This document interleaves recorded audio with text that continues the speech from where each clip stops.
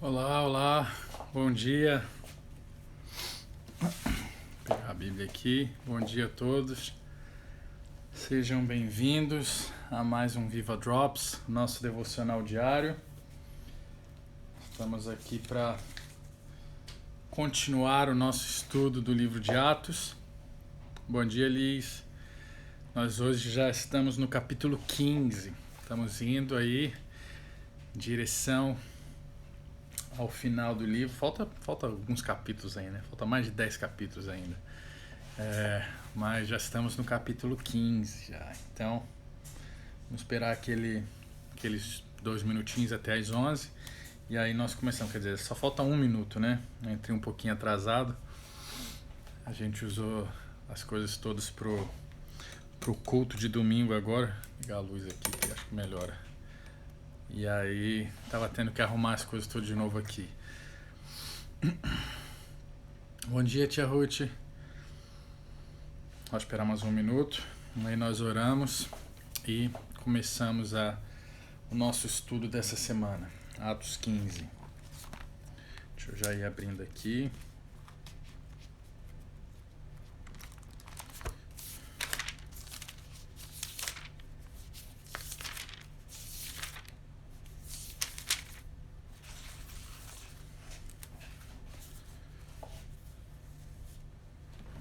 Aberto aqui já. Bom dia, Nádia. Vamos começar orando então, 11 horas já. Pai, muito obrigado por esse dia, Senhor. Obrigado, Pai, por mais uma manhã. Pai, nós te agradecemos, Pai, pelo teu cuidado sobre nós. Pai, nós te agradecemos por esse final de semana incrível que nós tivemos. Pai, pela segunda que já tivemos, Pai, nós começamos só nosso Drops hoje na terça-feira, mas nós te agradecemos por um final de semana que tenho certeza que foi incrível, Pai. E para todos que estão aqui, Senhor, e se alguém não experimentou um bom final de semana, Pai, eu peço para que nesse momento o Senhor venha, Pai, sobre a vida de cada um, Pai, e possa trazer consolo, Pai, trazer alegria aos corações, Senhor, trazer a certeza de que o Senhor é um bom Pai, que se as coisas não estão caminhando da maneira correta é porque o Senhor ainda não entrou nessa história. Então nós te convidamos, Pai, para entrar agora na história da vida desse que por algum motivo possa não ter experimentado um bom final de semana. E, Pai, se faça presente nesse momento, Pai, trazendo o teu reino sobre a vida deles. Em nome de Jesus, Pai. Eu peço por esse estudo dessa manhã, Senhor, que o Senhor possa estar falando aos nossos corações, que nós possamos estar aqui abertos, Pai, não só os nossos ouvidos, mas o nosso espírito para receber a tua mensagem, Senhor. Em nome de Jesus, Pai. Amém. Bom dia, Olga. Bom dia, Gonçalves. Bom dia, Cláudia. Bom dia, Alexandra. Acho que é o Paulo, né? Acho que é Paulo e Alexandra. Bom dia a todos. Vamos lá, então. Capítulo 15 do livro de Atos. Eu vou começar lendo aqui. Alguns homens desceram da Judéia para Antioquia e passaram a ensinar aos irmãos. Se vocês não forem circuncidados conforme o costume ensinado por Moisés, não poderão ser salvos. Então já vamos dar uma parada só para a gente entrar no contexto aqui. Paulo e Barnabé estavam pregando e agora a pregação do evangelho se expandiu, como nós já falamos antes, não só para os judeus, mas os gentios estão recebendo também a salvação, estão recebendo o dom do Espírito Santo. Essa mensagem do evangelho está sendo espalhada agora para eles também. Só que isso está ferindo alguns... Bom dia, mãe. Isso está ferindo alguns fariseus, religiosos, judeus mais zelosos, e eles estão então começando essa perseguição religiosa em cima deles. E alguns até que se converteram. O texto fala que creram, né? Quando ele fala que creram na mensagem. Ainda assim estão observando as leis mosaicas, ainda assim estão observando as leis, estão trazendo esse zelo todo religioso para dentro do cristianismo, né? Não, precisa ser circuncidado. Se não for circuncidado, você não tem parte na salvação. Você precisa observar aí diversas outras coisas, mas aqui nesse momento eles estão falando sobre circuncisão. Então, eles estão ali e essas pessoas desceram da Judéia para Antioquia, né? Paulo e Barnabé estão em Antioquia agora, falando, olha, se vocês não forem circuncidados conforme o costume ensinado por Moisés, não poderão ser salvos, colocando a salvação não pela fé, mas pelos ritos religiosos, pela nossa própria mão, né? Olha, se você não se circuncidar, você não tem parte na salvação. Duvidando da salvação, tirando o peso da graça, tirando o peso da mensagem da cruz, daquilo que Paulo viveu com Barnabé, daquilo que o próprio Pedro viveu também, quando orou e o Espírito Santo veio sobre aquela família, sobre o centurião e todas aquelas pessoas que estavam lá, né? Então, verso 2: isso levou Paulo e Barnabé a uma grande contenda e discussão com eles. Assim, Paulo e Barnabé foram designados junto com outros para irem a Jerusalém tratar dessa questão com os apóstolos e com os presbíteros. Então agora, bom dia, Bela.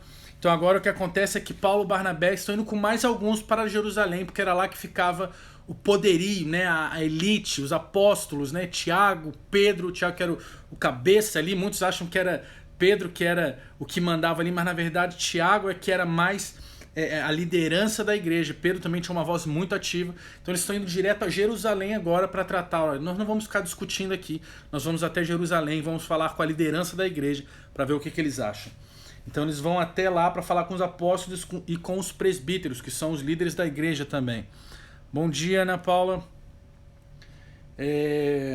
Verso 3: a igreja os enviou, e ao passarem pela Fenícia e por Samaria, contaram como os gentios tinham se convertido. Essas notícias alegravam muito a todos os irmãos.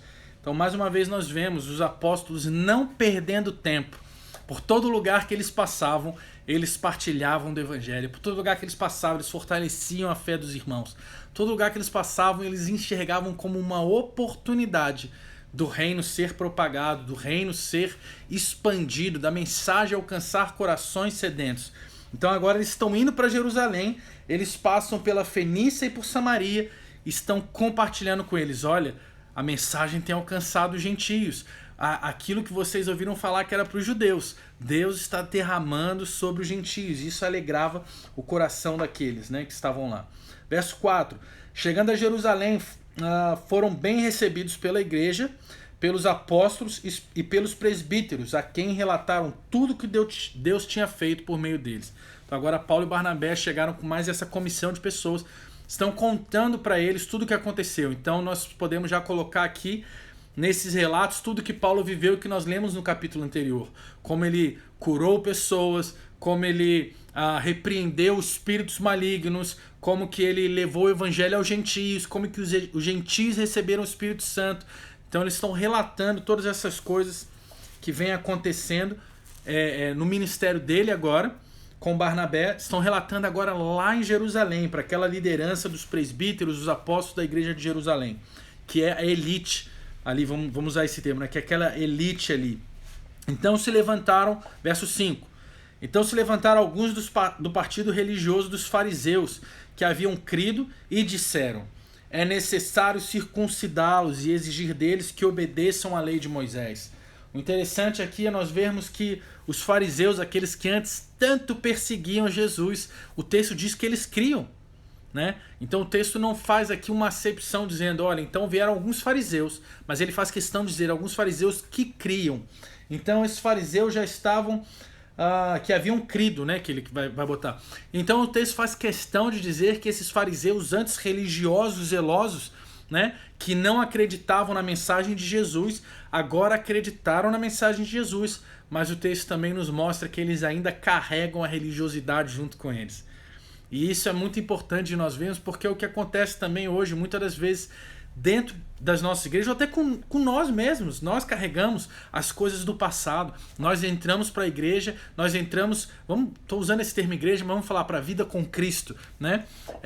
E queremos carregar toda a nossa bagagem do passado, queremos carregar todas as crenças que tínhamos antes. Não, mas olha, eu aceito a mensagem, eu acho que é uma mensagem bonita, eu acho que é uma mensagem interessante, mas eu também acredito nisso, naquilo.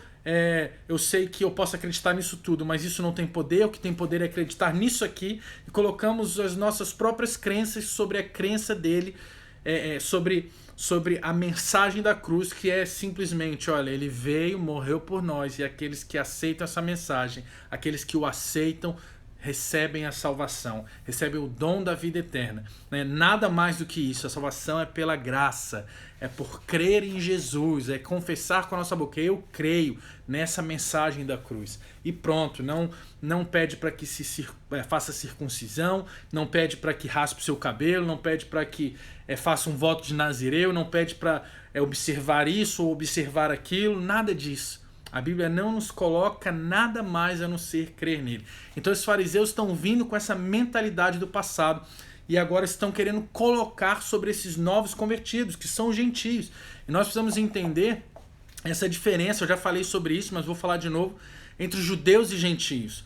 Os judeus eram aquele povo que Deus tirou lá de trás, são o povo escolhido, são o povo de Israel, aquele povo que ele escolheu para ele. Para esse povo, ele deu alguns mandamentos, né? Que é a circuncisão, que é observar os dias, as festas, aquelas coisas todas.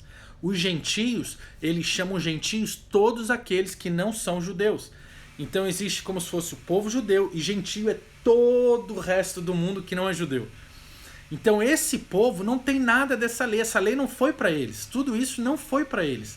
Mas quando eles agora se achegam a Jesus pela mensagem da cruz, quando eles se achegam e falam: olha, eu posso receber isso também, eu quero receber isso. O que acontece é que esses judeus que respeitam a lei, que caminham com essa lei, querem impor a mesma lei que é para eles, para aqueles gentios. E isso causava o que? Peso para eles. Mas calma aí, como assim me circuncidar? O que é isso? Por que eu tenho que fazer? Não, observar uma festa, eu nunca fiz isso. Observar uma data, observar isso ou aquilo. Eu nunca fiz nada disso. Então eles estavam colocando esse peso sobre os gentios, querendo carregar essa lei, esses fariseus querendo colocar. Outra coisa interessante é ver que sim, há chance para todos. Olha que interessante, os fariseus, e Paulo também era o quê? Um fariseu e muito zeloso. Então aqui nós vemos que os fariseus creram na mensagem, o próprio Paulo, que também era fariseu, creu na mensagem. Mas há uma grande diferença entre aquele que não só crê na mensagem, mas que deixa a mensagem transformar a vida dele. Paulo não só ouviu a mensagem e achou a mensagem interessante. Paulo não só ouviu a mensagem e achou a mensagem bonita. Paulo não só viu tudo o que aconteceu e falou: uau, isso é comovente, né? Não.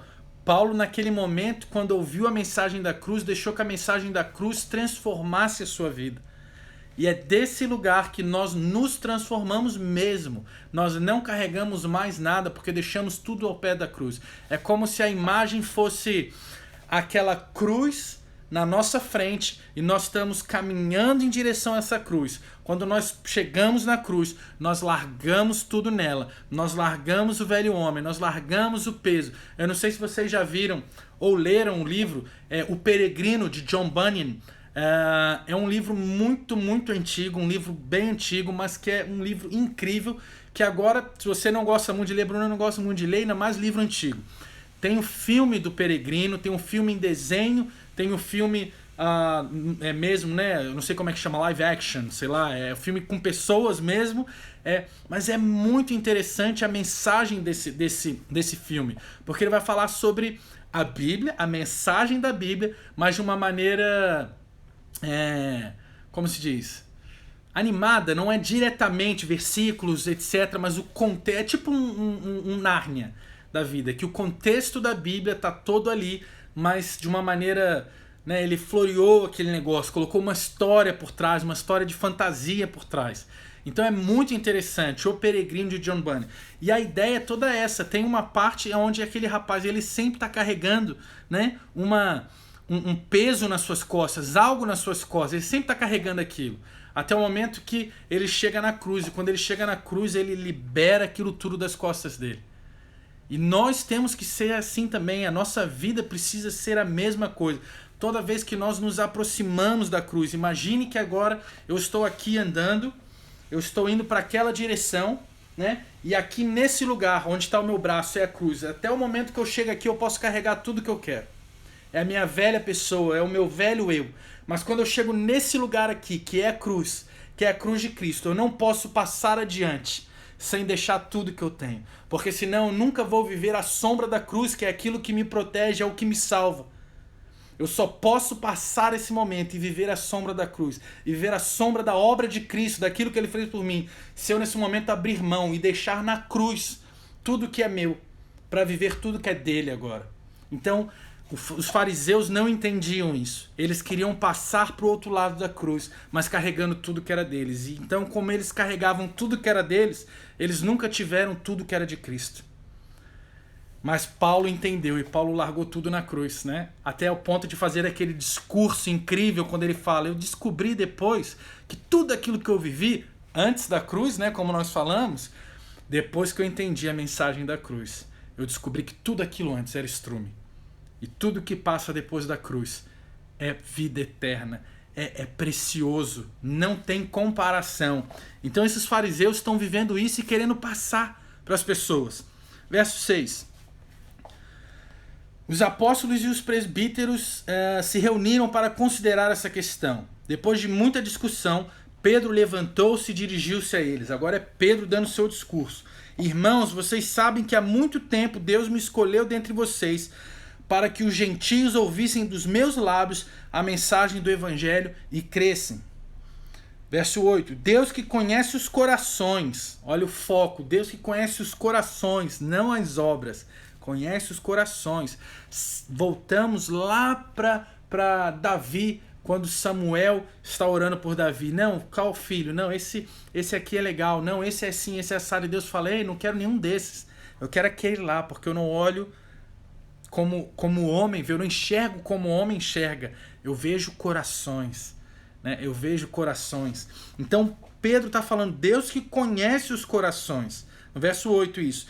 Demonstrou que os aceitou, dando-lhes o Espírito Santo, como antes nos tinha concedido. Verso 9. Ele não fez distinção alguma entre nós e eles, visto que purificou os seus corações pela fé. Pela fé, não por obras, pela fé. Purificou os seus corações pela fé. Verso 10. Então por que agora vocês estão querendo tentar a Deus, pondo sobre os discípulos um jugo que nem nós, nem nossos antepassados, nem nossos antepassados conseguimos suportar? Então, olha só, Pedro faz um discurso incrível falando: olha, Deus me escolheu. Vocês sabem disso, que Deus me escolheu primeiramente para pregar aos gentios, porque Ele foi o que teve a primeira experiência de ter isso, de ver o Espírito descendo sobre os gentios. Então Pedro foi o primeiro a ter essa experiência de ver: uau, o Espírito Santo de Deus, aquilo que Ele prometeu, a consumação da obra dele. Quando Ele falou: olha, morri na cruz, vocês têm a salvação, mas agora estou indo ao Pai para que o Espírito venha, para que o Consolador venha. Para vocês, esperem até que ele venha. Eles recebem no Pentecostes, acham que isso é para os judeus, acham que isso é para eles e para o povo escolhido. Depois ele vê que isso vai para os gentios também. Então ele está falando assim: gente, eu vivi isso, que os gentios têm acesso ao Espírito. E nós entendemos que Deus, ele julga corações e não atitudes. O que ele está querendo dizer? A gente às vezes está observando leis, mas o nosso coração não está entregue a Jesus. Então a observância da lei sem um coração entregue a Jesus, você está observando algo que é morto e não algo que é vivo. A lei, ela veio para quê? Para nos mostrar que éramos pecadores. A lei não consegue nos salvar, a lei não tem poder em si mesma. A lei nada mais era do que um guia, como Paulo vai falar, do que alguém que nos levava, nos conduzia até a maioridade, até entendermos que não tem como viver por isso, eu preciso de um Salvador. Eu preciso de alguém que consiga viver isso, né? A lei era muito interessante. Se você seguisse 99,9% da lei e falhasse em 0,01% da lei, você falhava na lei por completo. Era tão rigorosa assim. Mas isso era para quê? Para falar assim: ninguém vai conseguir alcançar. Para que todos parassem de olhar para a lei e olhassem para os céus pedindo: Deus, nos envie alguém que nos ajude, porque isso aqui é impossível. E é o que acontece na nossa vida hoje. Quando nós olhamos as adversidades: meu Deus, o meu emprego está muito difícil, meu Deus, a minha vida está muito complicada, meu Deus, essa doença eu não vou conseguir passar, meu Deus, isso. É para que nós possamos olhar para isso e clamar por alguém que tem poder sobre todas essas coisas. As dificuldades vêm para nos mostrar o quanto nós precisamos de alguém que não caminha olhando as dificuldades, mas caminha sobre as dificuldades, above, né? Acima das dificuldades. Né? Aquela frase tão conhecida, né? Não mostre para Deus o tamanho do seu problema, mas mostre para o seu problema o tamanho do seu Deus. É olhar para os céus. Eu olho para o monte, de onde me vem o socorro, né? É do alto, o socorro vem do alto, vem de Deus. Então, ele nesse momento está mostrando para eles, olha, é o coração, Deus está olhando o coração, e ele fez isso tudo pela fé, é ele que purifica. Bom dia, Alessandro, bom dia, Miguel, não sei se tinha dado bom dia para Alessandro já. Ele que purifica os corações e é pela fé. Então ele está tirando toda a observância das leis. Ele está falando, gente, para de tentar ganhar salvação pela lei, para de tentar parecer religioso, para de tentar parecer santarrão, muito santo. Deus está olhando corações e não atitudes. Tem muita gente que está observando coisa demais. Ah não, porque eu faço isso, porque eu faço aquilo. Lembra daquele rapaz que chega para Jesus e fala, como é que eu posso herdar a vida eterna? Olha, eu já faço isso. Ele vai citando tudo, fala que faz a lei, isso. O rapaz é impecável. A gente olha para ele e fala assim, uau, esse cara tá no caminho certo. Jesus vai direto no coração dele e fala assim, então vá lá, vende tudo que você tem e me segue. Não adianta a gente ter religiosidade, não adianta a gente observar todas as coisas se nós não estivermos disponíveis a entregar tudo, como eu falei, a entender que no momento que nós passamos da cruz, já não somos mais nós, mas é Cristo que vive em nós. É como se quando nós passássemos da cruz, aquela imagem que eu fiz antes, nesse momento que eu vou passar da cruz aqui, que eu estou caminhando em direção à cruz, eu pego e boto o meu corpo na cruz, eu mortifico a minha carne, eu boto a minha carne, a minha pessoa na cruz, e saio dali não mais eu, mas Cristo em mim. Nós abrimos mão, que fique eu nessa cruz, que fique as minhas vontades nessa cruz, que fique as minhas crenças nessa cruz, e que quando eu passe para o outro lado dessa cruz, seja Cristo em mim, a esperança da glória. Amém? Então, verso 10, não, é 11, ok? E no final ele fala isso sobre... então, porque agora vocês estão querendo tentar a Deus pondo sobre os discípulos um jugo? Verso 10 isso, ok? Que nem nós, nem nossos antepassados conseguimos suportar. Bom dia, Xande. Olha só outra coisa interessante. Vocês estão tentando a Deus colocando isso sobre eles. Eu tiro algo desse texto muito forte dessa parte. Toda vez que nós tentamos colocar um peso sobre alguém que Cristo não colocou sobre aquela pessoa, nós não estamos simplesmente sendo chatos, nós não estamos simplesmente pentelhando aquela pessoa, ou estamos só colocando um peso em cima dela, ou só sendo... Enfim, nós estamos tentando a Deus. Olha que Pedro está falando. Por que vocês estão... Então, por que agora vocês estão querendo tentar a Deus pondo sobre os discípulos um jugo que nem nós, nem nossos antepassados conseguimos viver com ele? Toda vez que nós estamos colocando algo mais do que a graça sobre a vida de alguém, para que alguém alcance a salvação, para que alguém alcance um lugar na família de Cristo.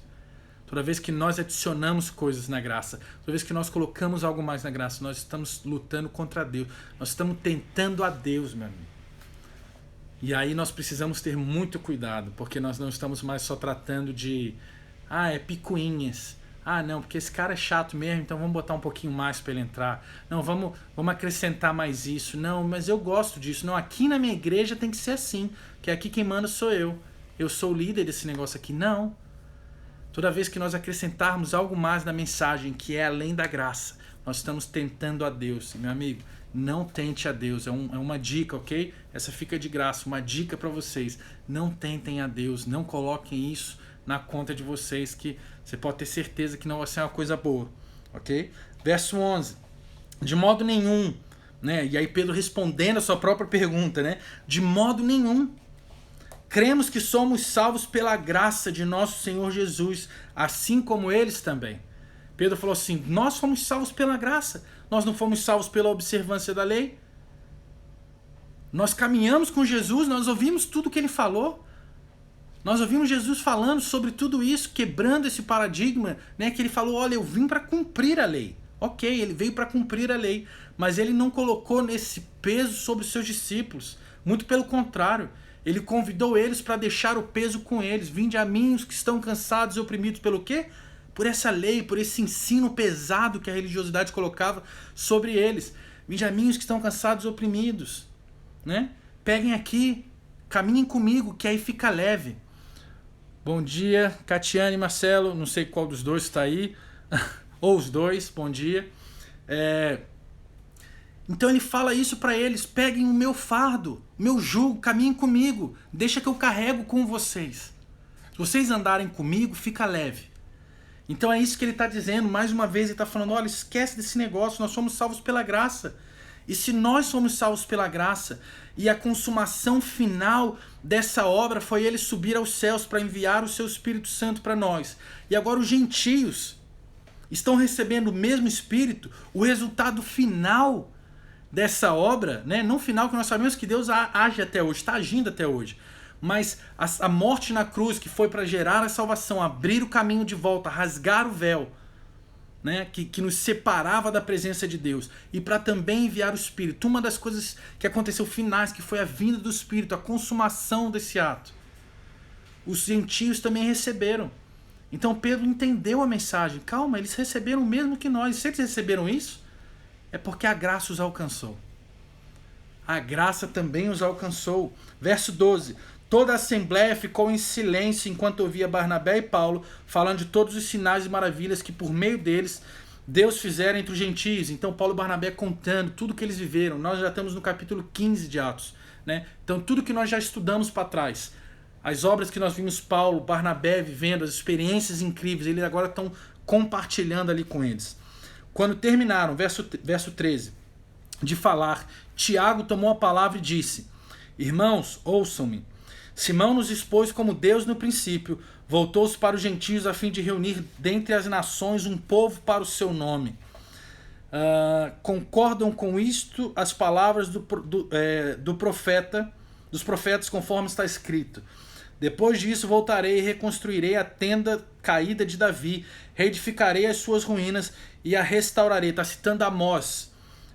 Para que o restante dos homens busque o Senhor, e todos os gentios sobre os quais tem sido invocado o meu nome, diz o Senhor que faz essas coisas, conhecidas desde os tempos antigos. Então agora Tiago toma a palavra. Nós vemos, como eu falei antes, Tiago é o líder da igreja, Tiago é cabeça da igreja ali, e ele toma a palavra e diz: olha, então a gente já ouviu mensagens atuais, nós já ouvimos Pedro dizendo que ele presenciou a vinda do Espírito sobre os gentios, e que a salvação vem pela graça e não pelas obras, vem pela fé. Deus enxerga corações que são transformados por essa fé. Não tem a ver com observâncias da lei, não tem a ver com ações da nossa própria mão, mas tem a ver com as ações da cruz, né? Então Pedro discursa, depois Paulo e Barnabé discursam, então Tiago naquele momento fala assim: ok, já ouvimos o que Deus tem feito agora, e eu quero confirmar isso com a mensagem profética que Amós citou lá atrás. Então ele vai falar sobre isso: reconstruir a tenda caída de Davi, reedificarei as suas ruínas e restaurarei, para que o restante dos homens busque o Senhor.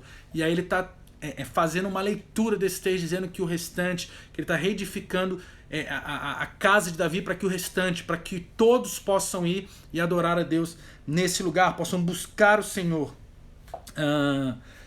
E no verso 19 agora, já estamos caminhando para o final. Deixa eu ver que horas são. Estamos caminhando para o final já. Portanto, julgo que não devemos pôr dificuldades aos gentios que estão se convertendo a Deus. Ao contrário, devemos escrever a eles, dizendo-lhes que se abstenham de comida contaminada pelos ídolos, da imoralidade sexual, da carne de animais estrangulados e do sangue, pois desde os tempos antigos Moisés é pregado em todas as cidades, sendo lido nas sinagogas todos os sábados. Então Tiago concorda com tudo que foi falado. Tiago fala assim: então vamos lá, vou citar o profeta, que para mim essa palavra se cumpre agora, está se cumprindo agora.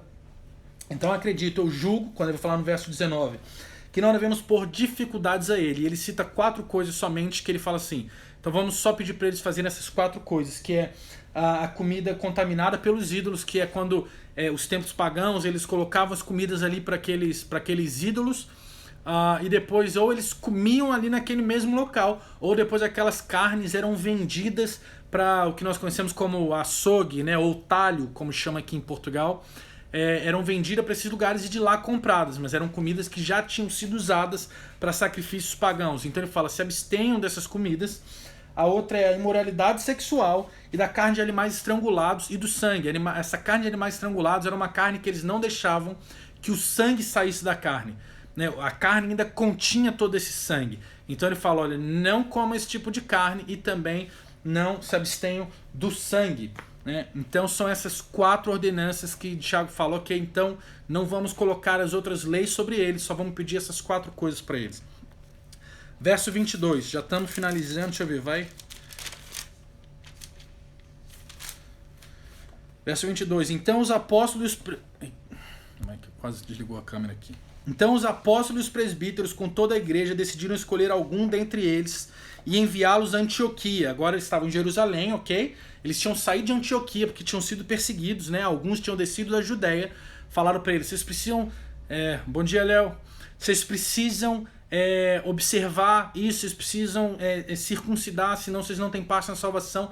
Lá no começo do texto, do verso 15, desceram da Judéia, eles foram até Jerusalém para falar, vamos lá discutir com a liderança então essa história da circuncisão.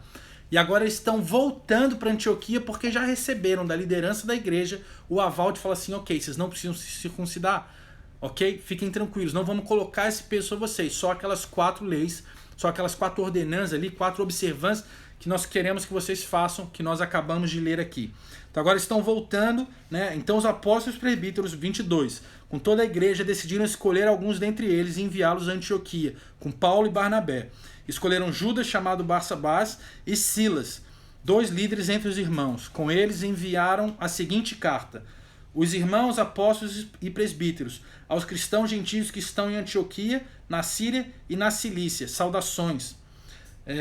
Soubemos que alguns saíram de nosso meio sem nossa autorização.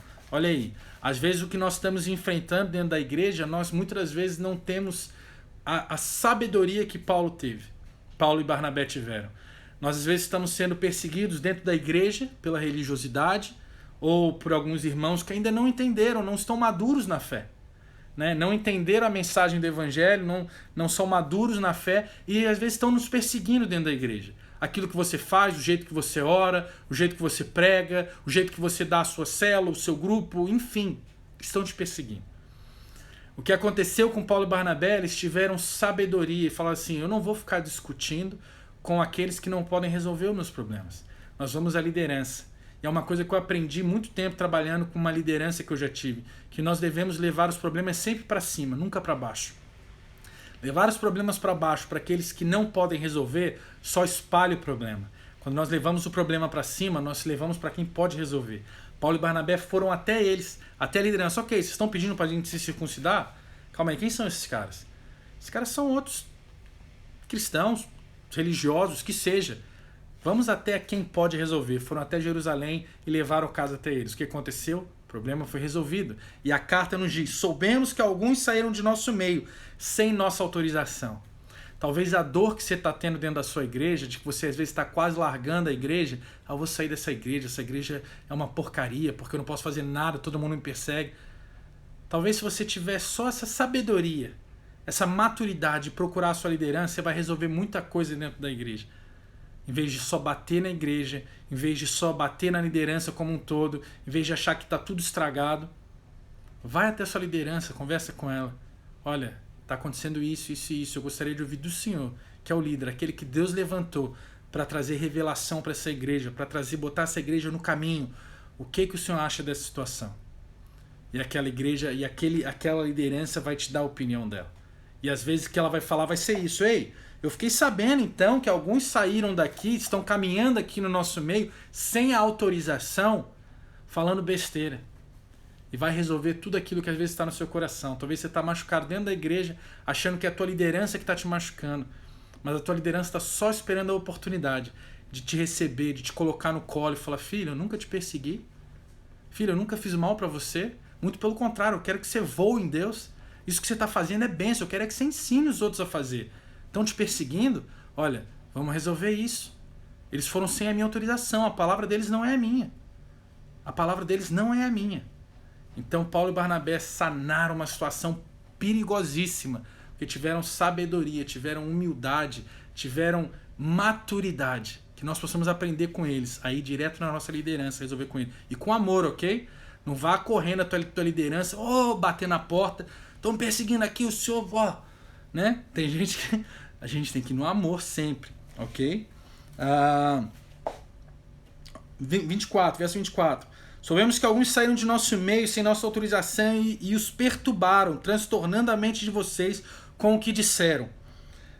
Assim concordamos todos em escolher alguns homens e enviá-los a vocês com nossos amados irmãos Paulo e Barnabé, homens que têm arriscado a vida pelo nome de nosso Senhor Jesus Cristo. Portanto, estamos enviando Judas e Silas para confirmar verbalmente o que estamos escrevendo. Pareceu bem ao Espírito Santo e a nós não impor a vocês nada além das seguintes exigências necessárias: que se abstenham de comidas sacrificadas aos ídolos, do sangue, da carne de animais estrangulados e da imoralidade sexual. Vocês farão bem em evitar estas coisas. Que tudo lhes vá bem. Uma vez despedidos, os homens desceram para Antioquia, onde reuniram a igreja e entregaram a carta. Os irmãos a leram e se alegraram com a sua animadora mensagem. 32. Judas e Silas, que eram profetas, encorajaram e fortaleceram os irmãos com muitas palavras. Tendo passado algum tempo ali, foram despedidos pelos irmãos com a bênção da paz para voltar aos que os tinham enviado. Mas Silas decidiu ficar ali. Paulo e Barnabé permaneceram em Antioquia, onde com muitos outros ensinavam e pregavam a palavra do Senhor. Então, mais uma vez, eu quero focar aqui. Paulo e Barnabé ficaram em Antioquia, né, por um tempo, consolando. E eu vou parar por aqui, que a gente já está com o horário mais avançado. Vai faltar um pouquinho, finalzinho do capítulo 15, que ele emenda no 16. Então a gente depois, amanhã, faz isso. Mas eu quero parar nessa parte aqui e nós finalizamos aqui.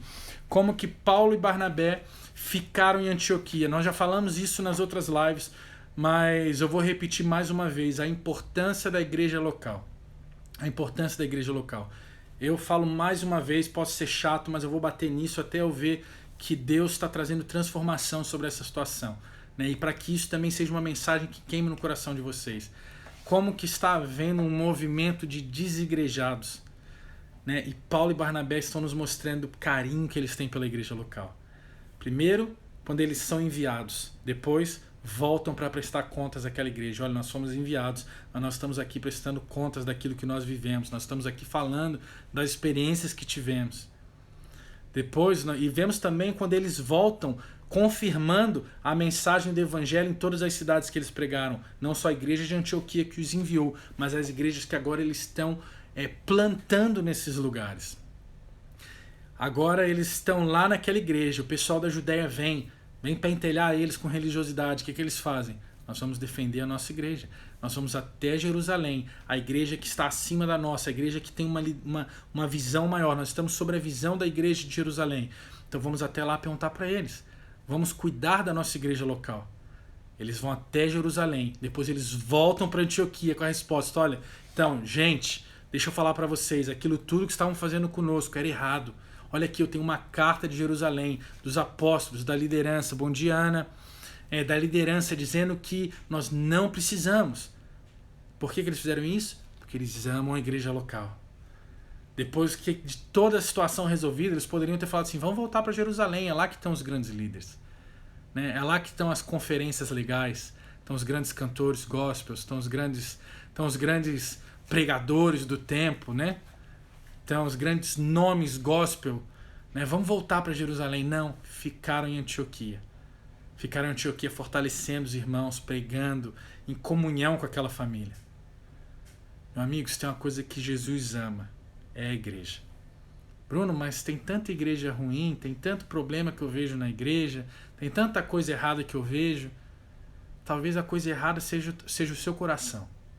Talvez a coisa errada que esteja dentro da igreja seja o seu coração. Talvez a única coisa que está precisando mudar dentro da igreja é o seu coração. Às vezes você fala assim, eu não enxergo nada, eu não vejo nada. Talvez você está de olho fechado, por isso você não enxerga nada. E quando eu digo olhos fechados, não os naturais, mas os espirituais, o seu coração está fechado para receber qualquer coisa. Porque você está machucado com alguém, porque você tem birra com alguém. Paulo diz, ame as suas esposas assim como Cristo amou a igreja. Isso para mim já me basta. E morreu por ela. para que se tornasse imaculada. Olha, nós podemos ter todos os problemas dentro da igreja. Mas se eu entendo que Cristo morreu por ela, meu amigo, eu preciso estar disposto a morrer por ela também. E quando você sai da tua igreja por qualquer motivo, quando você vira as costas para a igreja por qualquer motivo, você está dizendo para Cristo: eu não estou disposto a pagar o mesmo preço que você pagou por ela. E eu não sei quanto a você, mas eu não consigo fazer isso. Eu não consigo fazer isso. Eu não consigo olhar para o sacrifício que ele fez por mim e não estar disposto a fazer o mesmo sacrifício pela igreja. Ah, Bruno, mas calma aí, como assim pela igreja? Pela denominação ali ou etc? Não, eu entendo que a igreja é muito mais do que isso.